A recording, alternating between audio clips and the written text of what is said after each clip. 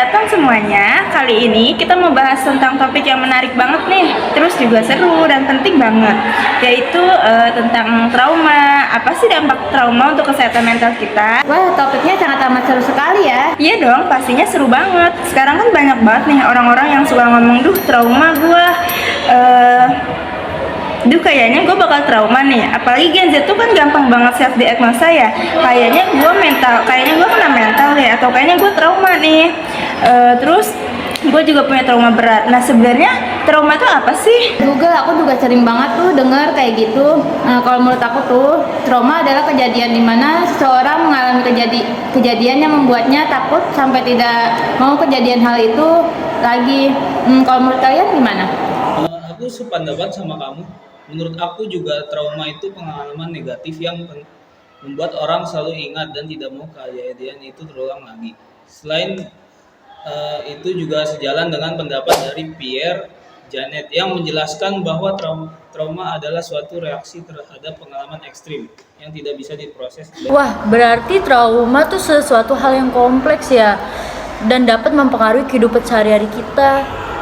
Iya, betul banget. Trauma tuh bukan hanya sekedar perasaan sedih dan takut aja, tapi juga bisa mempengaruhi kehidupan kita sehari-hari, apalagi kalau kita harus menghadapi kejadian yang bisa membuat kita mengingat trauma itu lagi. Menurut kamu, apa sih yang menyebabkan individu itu bisa mengalami trauma?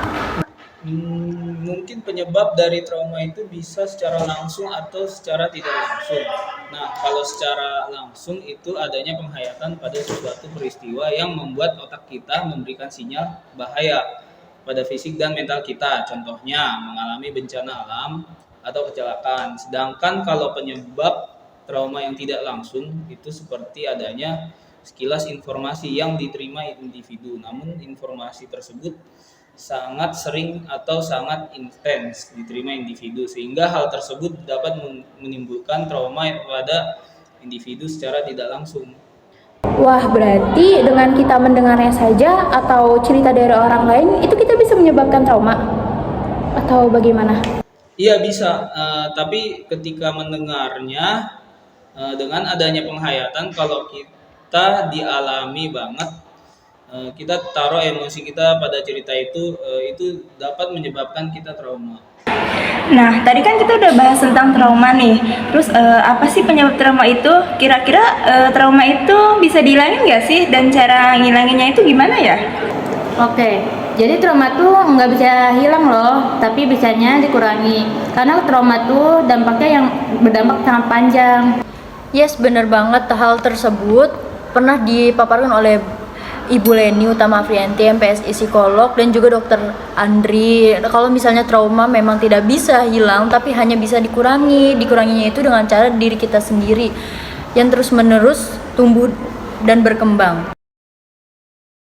Saya untuk menghilangkan trauma masa lalu, saya bilang nggak mungkin bisa. Trauma masa lalu kan tidak bisa dihilangkan. Itu sudah tersimpan di suatu tempat di otak kita, di namanya amigdala, tempat menyimpan memori. Sayangnya amigdala itu yang besarnya itu sebesar biji kacang merah di otak kita itu juga punya fungsi merespon terhadap stres. Jadi kalau kita itu banyak menghadapi stresor sehari-hari, otak kita itu kayak terus aktif tuh. Karena kan sistemnya tuh fight and flight response. Kita mau lawan atau kita mau tinggalkan. Makanya penting banget buat kita untuk tahu diri kita gimana, diri kita siapa. Iya, betul banget itu. Meskipun trauma nggak bisa hilang, tapi kita bisa menguranginya untuk tidak berlarut-larut dalam rasa ketraumaan tersebut. Menurut Samsa, tahun 2004, trauma ini bisa memberikan efek negatif yang pada jangka panjang secara fisik maupun mental dan spiritual juga. Iya betul, trauma bisa memicu munculnya masalah kesehatan fisik seperti gangguan tidur, sakit kepala kronis, dan masalah pencernaan. Selain menyerang kesehatan fisik, dampak dari trauma itu bisa membuat kecemasan yang berlebihan, kemarahan yang tidak terkendali, hingga stres. Selain itu, sulit berkonsentrasi, menghindari situasi ataupun orang yang mengingatkan trauma, serta perubahan pola makan. Ternyata dampak trauma itu cukup menyeramkan ya. Terus juga, trauma dan takut itu berbeda loh guys. Oh iya, apa itu bedanya? Jadi, selama ini kita kan seringkali menganggap kalau misalnya trauma dan takut itu sesuatu yang sama, tetapi ternyata mereka tuh berbeda walau keduanya tuh sama-sama melibatkan perasaan atau emosi yang tidak nyaman. Jadi, kalau misalnya takut itu merupakan emosi yang normal yang muncul karena adanya respon terhadap bahaya atau ancaman yang dirasakan dan sifatnya itu jangka pendek yang tidak menyebabkan gangguan yang berkelanjutan. Contohnya takut kayak kita tuh takut ketinggian ya, terus takut sama hewan-hewan seperti kayak kucing, anjing gitu kan ya. Betul banget. Sedangkan kalau misalnya trauma itu sendiri itu seperti yang udah dijelasin tadi sebelumnya, itu merupakan respon psikologis yang kompleks terhadap pengalaman yang menyakitkan atau mengancam jiwa yang berdampak jangka panjang. Kayak misalnya contohnya itu seseorang yang mengalami kekerasan secara fisik atau kayak kekerasan seksual gitu. Terus juga kehilangan orang yang dia cintai secara tiba-tiba dan juga kayak bencana alam. Oh iya, aku juga pernah dengar nih, ada di salah satu media sosial bahwa trauma tuh bisa diwariskan dari orang tua ke anaknya ya? Iya betul. Namun jangan salah artikan ya, kalau trauma itu sifatnya bukan biologis, hanya saja yang diwariskan biasanya mengacu pada dampak psikologis, sosial, atau bahkan biologis dari trauma yang dialami oleh generasi sebelumnya.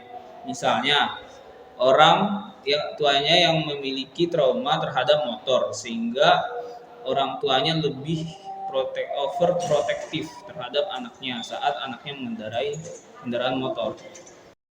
Pikir kalau orang tua kita punya satu luka yang mereka pun nggak ngerti. So now that it's our turn to be parents ya, yuk kita beresin dulu dalam kita supaya kita nggak limpahin itu ke anak-anak.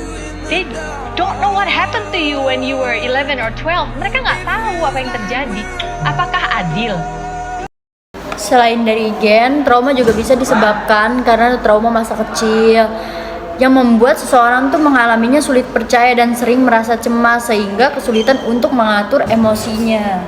Selain itu, trauma juga bisa disebabkan karena pengalaman subjektif respon seseorang. Karena pengalaman subjektif respon seseorang itu memiliki respon yang berbeda-beda walau memiliki stimulusnya yang sama. Kira-kira ada nggak sih cara untuk mencegah terjadinya trauma dan membantu orang yang mengalami trauma tuh gimana sih?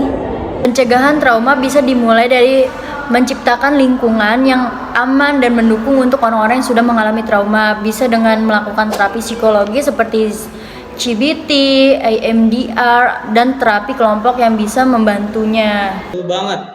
Selain itu, melakukan terapi juga bisa dengan dukungan sosial. Dukungan dari orang-orang sekitar sangat penting dan sangat dibutuhkan untuk kita yang mengalami trauma. Karena kita yang memiliki trauma itu membutuhkan pendengar yang baik. Meskipun trauma bisa memberikan dampak yang sangat besar, banyak orang-orang yang berhasil bangkit dan bahkan tumbuh lebih kuat loh. Jadi benar yang dikatakan kakak bahwa dukungan sosial menjadi salah satu coping yang baik untuk memandang hidup yang lebih positif. Wah, ternyata kita udah cukup lama ya bicara tentang trauma ini. Terima kasih untuk kalian semua yang udah sharing-sharing nih tentang pengalamannya, kayak tentang trauma, penyebab trauma, dampak trauma, dan cara penyelesaiannya. Dan terima kasih juga yang udah mendengarkan pembicaraan kita dari awal sampai akhir ya. Gimana pembicaranya, seru dan menarik kan? Pastinya seru banget dong.